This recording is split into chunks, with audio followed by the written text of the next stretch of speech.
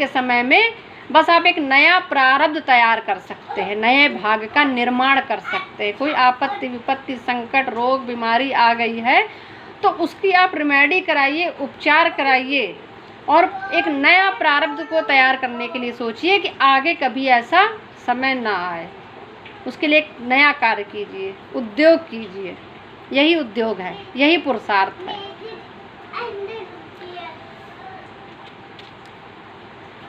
भगवान विष्णु ने कहा है कि ऐसा है, तुम लोग जो है मंदराचल पर्वत को उखाड़ लाओ और ला करके समुद्र मंथन करो और दैत्यों से तुम लोग जो है संधि कर लो। उनको जाके बात कहो कि समुद्र से जो है सारे रत्न उत्पन्न होंगे, अमृत उत्पन्न होगा, फिर मिल बांट लोगे। इंद्र जो है इन सब में बड़े माहिर थे, बातें बनाने में, कपट करने में। इंद्र दैत्यराज बलि के पास जाते हैं, उनको चुपचाप से जो है समझा देते हैं। दैत्यराज बलि को सारी बातें समझ में आ जाती है। सभी देवता और दैत्य मिलके मंदराचल पर्वत को उखाड़ लाते हैं। अब उखाड़ तो लाते हैं, लेकिन लाते लाते बहुत से देवता उसके नीचे दब जाते हैं और बहुत से दैत्य भी उसके नीचे दब जाते हैं। दबने में वो घायल भी हो जाते हैं। भगवान जो है बड़े ही दयालु है, एक तरफ जो है विचार भी देते हैं, दूसरी तरफ सहायता भी करते हैं। भगवान स्वयं आ जाते हैं और उनका वो मंदराचल पर्वत उठवा लाते हैं, उठवा करके उस समुद्र में रख देते हैं। लेकिन जैसे ही रखते हैं वैसे ही वो नीचे जाने लगता है। तब अजित भगवान ने कच्छप भगवान का रूप धारण कर लिया है, कच्छप अवतार ले लिया है और उसके ऊपर मंदराचल पर्वत को धारण कर लिया है। अब सारे देवता पूंछ पकड़ने लगते हैं तो दैत्य कहते हैं, सारे देवता मुख पकड़ने लगते हैं, दिखाते हैं कि हम महान हैं, हम बड़े हैं, मुख पकड़ेंगे। तो दैत्यों को उसमें शर्मिंदगी लगती है कि लगता है कि मेरा जो इसको चुप कराओ। कहते हैं कि तुम लोग जो है दैत्य कहते हैं मैं किसी से कम नहीं हूँ, मैं जो हूँ किसी से कम नहीं हूँ, मैं भी मुख पकड़ सकता हूँ, मैं पूंछ नहीं पकड़ूंगा। इतने छोटे थोड़ा नहीं गिरे कि हम जो सांप की पूंछ पकड़ेंगे। वासुकी नाग की ही मथानी बनती है, रस्सी बनती है, मंदराचल का पर्वत बनता है। दैत्य देवता बड़े चालाक होते हैं अपना काम बनाने के लिए। उन्होंने इस तरह की बात की कि दैत्य स्वयं ही मुख पकड़ लेते हैं वासुकी नाग का। अब देवता सारे पूंछ पकड़ लेते हैं, मंथन शुरू होता है और मंथन शुरू होते होते सबसे पहले जो है विष निकलता है। तो देखो यही विष ही हमारे जीवन में हमको सबसे पहले विष ही दिखाई पड़ता है। हम कोई भी कार्य करने चलते हैं तो हार पहले दिखाई पड़ती है, कमजोरी पहले दिखाई पड़ती है। आप तपस्या करने चले, विचारों का मंथन करने चले, स्वयं का मंथन करने चले तो जितना शांत करने को चलेंगे उतना ही क्रोध पहले आएगा, उतनी ही बाधाएं पहले आती हैं। यही मंथन है, यानी कि अपने ही मन का मंथन करना है और इसी से विचार रूपी औषधि निकलती है और यही विचार रूपी अमृत होता है। कि अगर एक सही विचार, अच्छा विचार, तीव्र विचार आपके लग जाए तो वो न जाने कहाँ से कहाँ ध्रुव की तरह पहुँचा देता है। ध्रुव को एक विचार ही तो प्रकट हो गया था कि मुझे परम पिता की गोद में बैठना है। विचार उसका बन गया था, इतना तेज विचार, तीव्र विचार। तो अगर ये विचार सही बन जाए आपका तो अमृत निकलना निश्चित है, तय है। यानी कि तब तक आप उद्योग कीजिए, तब तक आप विचारों का मंथन कीजिए, स्वयं का मंथन कीजिए, इतना रगड़िए अपने आप को, इतना मथिए, इतना सोचिए, इतने उद्यम कीजिए कि जब तक अमृत ना निकल आए तब तक रुकिए नहीं और अंत में अमृत निकलना तय है। ये मान लीजिए। समुद्र मंथन की कथा यही बताती है कि हमें अपने विचारों का मंथन, निरंतर मंथन करना चाहिए। परिवार में सामंजस्य बैठाने के लिए भी अपना स्वयं का मंथन करना चाहिए कि हम किसी के साथ क्यों नहीं सामंजस्य बैठा पा रहे हैं, कहाँ पर कमी रह जाती है। क्योंकि ये संसार ऐसी जगह है कि जहाँ पर हम जो देते हैं वही हमको लौट के आता है। क्रिया प्रतिक्रिया का नियम है प्रकृति में, न्यूटन थर्ड लॉ। कि जो कुछ हम फेंकेंगे वही वापस आएगा। गेंद अगर आप पृथ्वी पर मारेंगे तो हमारे ऊपर वापस आएगी, ऊपर गेंद फेंकेंगे तो नीचे आएगी।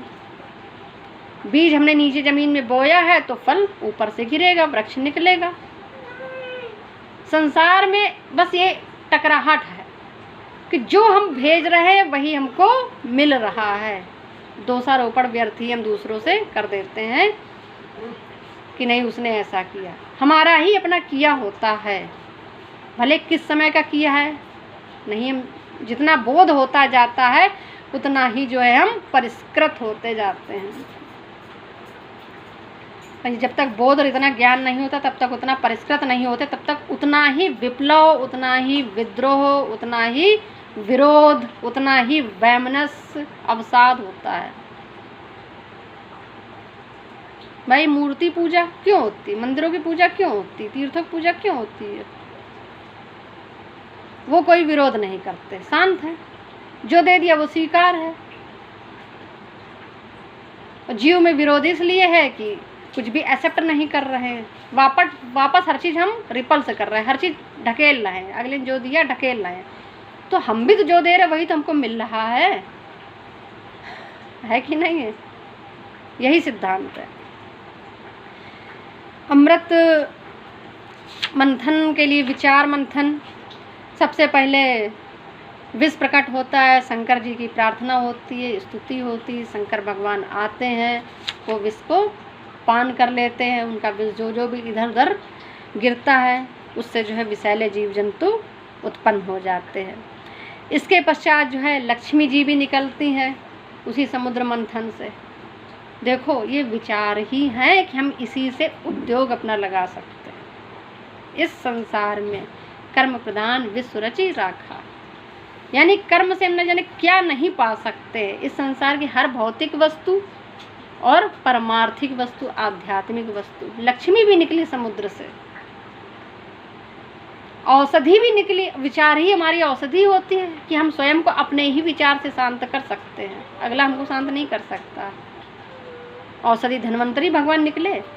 अब लक्ष्मी जी निकलती हैं, लक्ष्मी जी सोचती हैं कि मुझे किसके पास जाना है, मुझे किसी का वर्ण करना है। लक्ष्मी जी भी देखो कहती हैं कि मैं तो भैया उसी के पास जाऊंगी जहाँ पर मेरी कद्र हो, मुझ में आसक्त भी ना हो कि मुझको ही वो पकड़े बैठे रहे। धर्म नहीं कर रहा है, पता चला यज्ञ नहीं कर रहा है, ऐसा मुझे पुरुष नहीं चाहिए। जो धर्म भी करे, कर्म भी करे, सद्ज्ञानी भी हो, पूर्ण भी हो और मेरी कद्र भी करे। जहाँ मेरा प्रयोग हो वहीं पर मेरा प्रयोग वो करे। ये भी नहीं है कि अब लक्ष्मी तो है लेकिन कोई कद्र नहीं, पता चला कि भभूत रमाए रमाए बैठे हैं, भांग खा रहे हैं, शराब पी रहे हैं, धन इतना तो उसको। तो हमें यथोचित सम्मान भी चाहिए। तो उन्होंने कहा कि शिव को भी अपने योग्य नहीं समझा।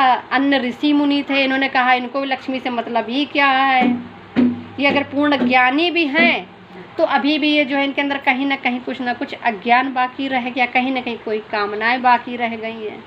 उनको विष्णु भगवान ही दिखाई पड़ते हैं कि सर्वसमर्थ यही है।